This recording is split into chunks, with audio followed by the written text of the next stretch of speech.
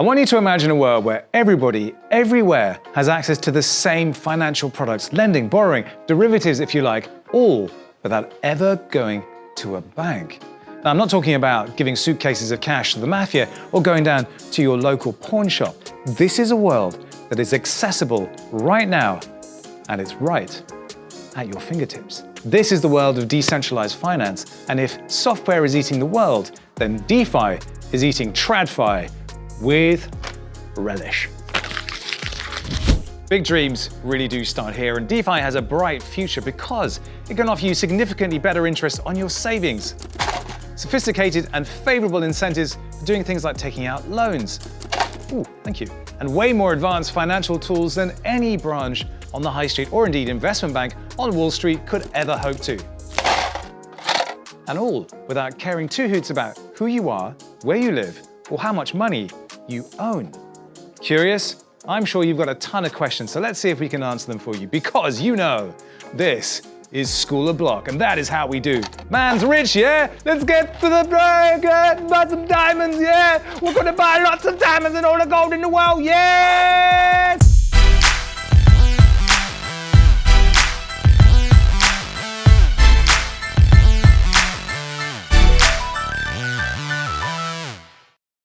The traditional world of finance isn't widely accessible to the average man on the street. Yes, in developed countries we have high street banks, and they might let you borrow money if you have a good credit score or have a house as collateral and you fit their profile in terms of income, job security, and how close your shave is. And if you've got money, they'll even offer you interest on your savings to the tune of a mighty 0.3% or something like that. But what if you don't live in a country with accessible banking? What if your income is low, irregular, or your haircut really rubs the bank manager the wrong way? Then borrowing isn't going to go that well for you, Sonny Jim. Rude. Millennials. And if you have got savings, well, 0.% in a world where central banks are printing money at an unprecedented rate isn't going to help you that much either. And let's say you want exposure to some more sophisticated financial instruments like options, insurance, even collateralized debt obligations. Collateralized debt obligation. Well, you will need to be an extremely heavy hitter and have access to investment banks or hedge funds on Wall Street.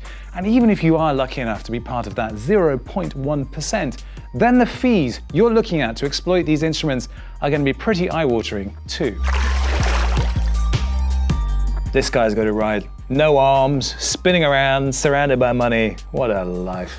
You see, traditional finance has its share of pain points. The man in the middle, yes, the banks, make sure their pockets are well and truly lined whilst offering mediocre products and inserting 40 grit sandpaper right where you don't want it.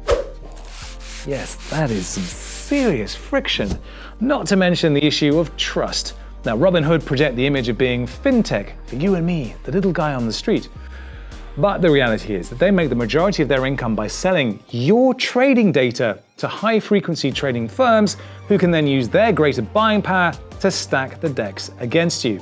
Talk about how the house always wins. The house always wins! Quite clearly, our financial interactions on this planet have been primed for a better solution for quite some time now. And arguably the DeFi ball started rolling in 2009 with the launch of Bitcoin.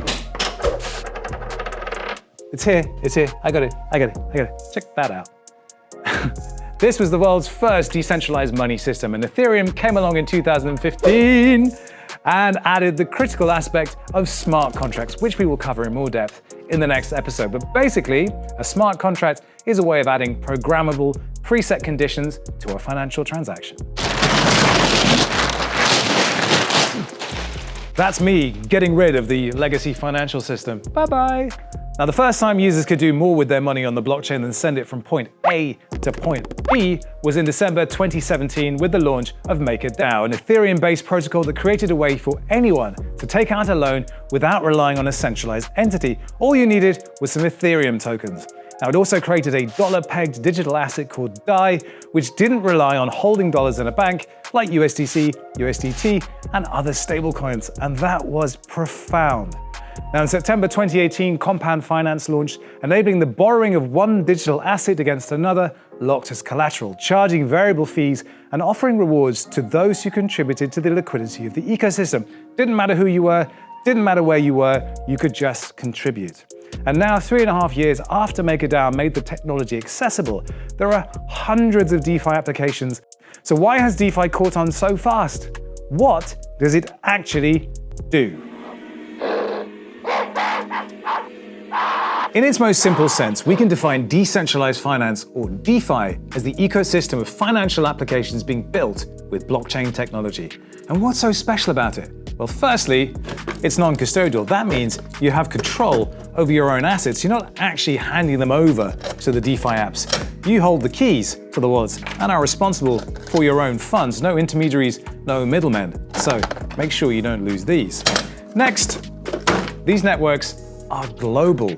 There are no borders in this parallel financial system, and everyone can access it as long as you have an Ethereum wallet and an internet connection. And crucially, the code for these financial applications is transparent. And this means anyone can verify how the applications work and track exactly where their money is. DeFi is also composable. You might have heard of money Legos, and it doesn't mean that you can throw it in the compost bin. It means developers can build code on top of others' applications due to the open source nature of the system, accelerating innovation and allowing these applications to bolt together, offering even more value. Look at that. And this is where the term money Legos actually comes in. It's a useful metaphor for seeing how DeFi products can be combined. I think that is awesome. And finally, it is, of course, decentralized. The financial system is built on protocols like Ethereum, run by thousands of nodes Shut it! We didn't think this one through, did we? Thousands of nodes around the world, and it's almost impossible to censor or stop. We'll have to pick those ones up later. And on top of this base layer, the DeFi platforms themselves are built to be managed by a community of users, not by one central force.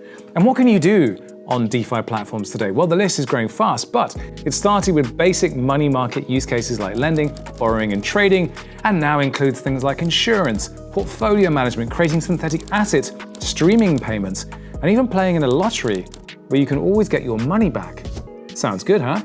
One other thing worth adding when talking about DeFi is the culture. And no, I'm not talking about manky yogurt in a petri dish, although when you see some of the DeFi apes, kind of similar. No, this is something else entirely, because this is not some buttoned up suit and tie affair like Wall Street. This has, like all of crypto, been built by a completely different generation, one raised on memes. And those memes have replaced full page ads in the New York Times. And just look at the names of the platforms. This is meant to be fun. No wonder the dinosaurs at Berkshire Hathaway are so completely bamboozled by it. And this is all because the fundamental values upon which the space is built are different, completely different from those from the legacy financial system. Where there was exclusivity, now there is openness. Where there was expense and friction, now there is efficiency. And where there were trust-based institutions whose reputation was forged in stone over decades, although I'm not sure how you can forge stone. But anyway, you take my point. Now, there are trustless smart contracts. You do not need to trust the man in the suit in that 200-year-old bank, because the code that operates the money robot is right there in front of you. And unlike this poor version, he won't fight you back. He just does exactly what you tell him to. Now, off. Of course, when it comes to money, it always pays to be prudent. Make sure you're protected. And there are a few tips for starting out in DeFi. It can be a lot to get your head around on your maiden voyage into the sea of DeFi protocols out there. So, start small to get a feel for it. Look for the protocols that have the most total value locked. These smart contracts will have been well tested and any bugs ironed out. One part of DeFi that is perhaps more intuitive and accessible than some of the others is insurance. Nexus Mutual, for instance, where the decentralized crowd shares risk together, and it's surprisingly easy to cover yourself.